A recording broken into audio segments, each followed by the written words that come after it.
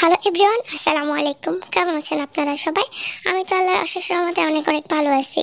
তো বরাবরের মতো আরেকটি নতুন ভিডিও নিয়ে আপনাদের সকলের সামনে হাজির হয়ে গেলাম। আমার ভিডিওটি যদি আপনাদের ভালো লেগে থাকে, প্লিজ আমার চ্যানেলটি সাবস্ক্রাইব করে দিবেন, পাশে থাকা বেল আইকনটি অন করে দিবেন, একটা লাইক দিতে ভুলবেন না। তো দর্শক, আমি ইতিমধ্যে একটি টপিক নিয়ে ভিডিও করব, সেটা অবশ্যই আপনারা টাইটেল এবং থাম্বনেল দেখে বুঝে গেছেন। ভিডিওর মূল পয়েন্টে যাওয়ার আগে আমি আপনাদের একটা কথা বলতে চাই, সেটা হচ্ছে, ধরেন আপনি একটা অফিসে কাজ করেন।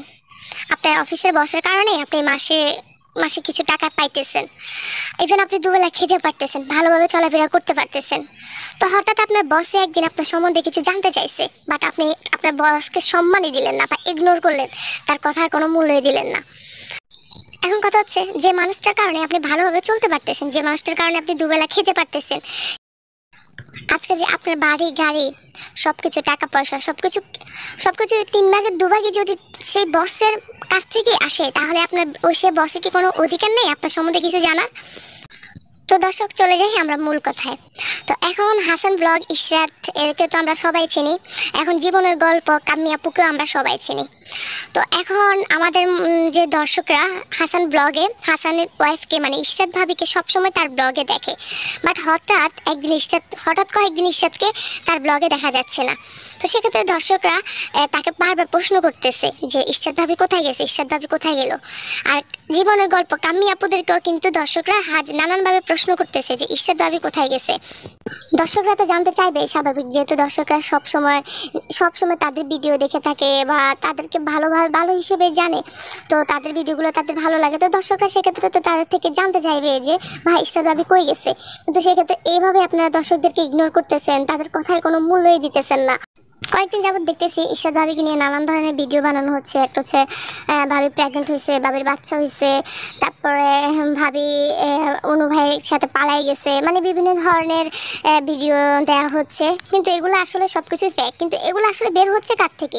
ওনাদের জন্যই। এই যে কাম্মি আপু, এই যে হাসান ভাইয়া, ওরা যদি একটাবার বলে দিত সত্যটা, তাহলে এইভাবে মানুষ আজে বাজে কথা বলতো না। আপনারা যে দর্শকদের কোনো কথায় মূল্য দিতেছেন না, দর্শকদেরকে মানে এখানে কি দর্শকদেরকে আপনারা একভাবে অপমান করতেছেন। তারা আপনাদের কাছে কিছু একটা জানতে চাইতেছে, বাট আপনারা কোনো জিনিসে আনসার দিতেছেন না। অথচ আপনারা দর্শকদেরকে বলেন আমাদের চ্যানেলটা সাবস্ক্রাইব করেন, আমাদের ভিডিওটা দেখেন, প্লিজ আমার চ্যানেলে একটা লাইক দিয়েন। আজ আমি যে ফার্স্টে বলছি যে বসের কারণে খেতে পারতেছে, যে বসের কারণে মাসে মাসে ভালো কিছু ইনকাম করতে পারতেছে। তো আমরা ইউটিউব জগতে আসছি, সেক্ষেত্রে আমাদের বস হচ্ছে দর্শকরা। কারণ দর্শকরা যদি আমাদের ভিডিওটা না দেখতো, তাহলে আমাদের চ্যানেলের কোনো মানে কি বলবো, কোনো মূল্যই থাকতো না, প্রচুর অচল হয়ে পড়তো আমাদের চ্যানেলটা। দর্শকদের কারণে কিন্তু আপনারা ভালো কিছু ইনকাম করতে পারতেছেন। দর্শকদের কারণে কিন্তু আপনারা যে আজকে ভালো একটা পজিশনে আছেন, সেটা কিন্তু দর্শকরা আপনাদের ভিডিও দেখে বলেই আছেন। তো আপনাদের কাছে দর্শকরা কিছু জানতে চাইতেছে, সেক্ষেত্রে আপনারা দর্শকদেরকে কোনো মূল্য দিতেছেন না। আর অথচ মাসে মাসে দর্শকদের দয়ায় মাসে মাসে ভালোই টাকা ইনকাম করতে পারতেছেন। আপনাদের কাছে দর্শকরা আপনাদেরকে ভালোবাসে বলেই আপনাদের ফ্যামিলির সম্পর্কে হয়তো দর্শকরা জানতে চায়। যেহেতু আপনারা সব কিছু যেহেতু পাবলিকের সামনে নিয়ে আসছেন, তাই দর্শকরা আপনাদের কাছে কিছু জানতে চাইছে। কিন্তু আপনারা এভাবে দর্শকদেরকে ইগনোর করে যাচ্ছেন, দর্শকদের কোনো কথায় মূল্য দিতেছেন না।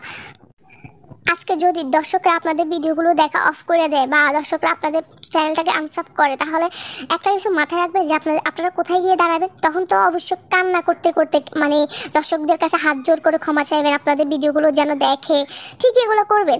কিন্তু আজ যে দর্শকদের কারণে আপনারা কিছু পাইতেছেন, যে দর্শকদের কারণে আপনারা ভালোভাবে চলতে পারতেছেন, সেই দর্শকরা হয়তো ইশরাত ভাবিকেও ভালোবাসে, তাই হয়তো তারা জানতে চায় যে ইশরাত ভাবি কোথায় গেছে। যেমনভাবে আপনাদেরকেও দর্শকরা ভালোবাসে, যেমনভাবে তারা ভালোবেসে আপনাদের ভিডিওগুলো কিন্তু দেখে, আপনাদের ভালোবাসে বলেই কিন্তু আপনাদের ভিডিওগুলো দেখে। আপনাদেরকেও তেমনি দর্শকদেরকেও ভালোবাসতে হবে। আমি এখন তো দেখি দর্শকরা বিশেষ করে 3 ভাগের 1 ভাগে যদি আপনাদেরকে ব্যাড কমেন্ট করে, আপনারা একবার হুলস্থুল কারবার লাগাই দেন, কেন আপনাদেরকে ব্যাড কমেন্ট করছে? আরে ভালো কিছু পেতে হলে তো একটু হলেও খারাপ কিছু শুনতে হয়। আপনারা ওই খারাপ জিনিসটাকে এখন নিতে পারেন না, এটা নিয়ে আপনারা মানে দর্শকদেরকে আপনারা গালাগালি শুরু করেন। আমার কথা হচ্ছে, প্লিজ আপনারা আর এটাকে ধামাচাপা দিয়েন না। ইশরাত ভাবি কই? আর আমাদের দর্শকদের যে দর্শকরা আপনাদের ভিডিওগুলো দেখে আপনাদের ভিউজটা বাড়িয়ে দিতেছে, বা আপনারা দর্শকদের কারণে মাসে মাসে কিছু টাকা ইনকাম করতে পারতেছে, তারা যদি আপনাদের ভিডিওগুলো দেখে আপনাদেরকে ভালো একটা পজিশনে নিতে পারে বা তাদের জন্য আপনারা মাসে মাসে কিছু ইনকাম করতে পারেন, তাহলে কেন আপনারা তাদের সামান্য একটা প্রশ্নের আনসার দিতে পারতেছেন না? প্লিজ তাদেরকে এভাবে অপমান করবেন না। তো পরবর্তী আরেকটি নতুন ভিডিও নিয়ে আপনাদের সকলের সামনে হাজির হয়ে যাব। সবাই ভালো থাকবেন, সুস্থ থাকবেন, আল্লাহ হাফেজ।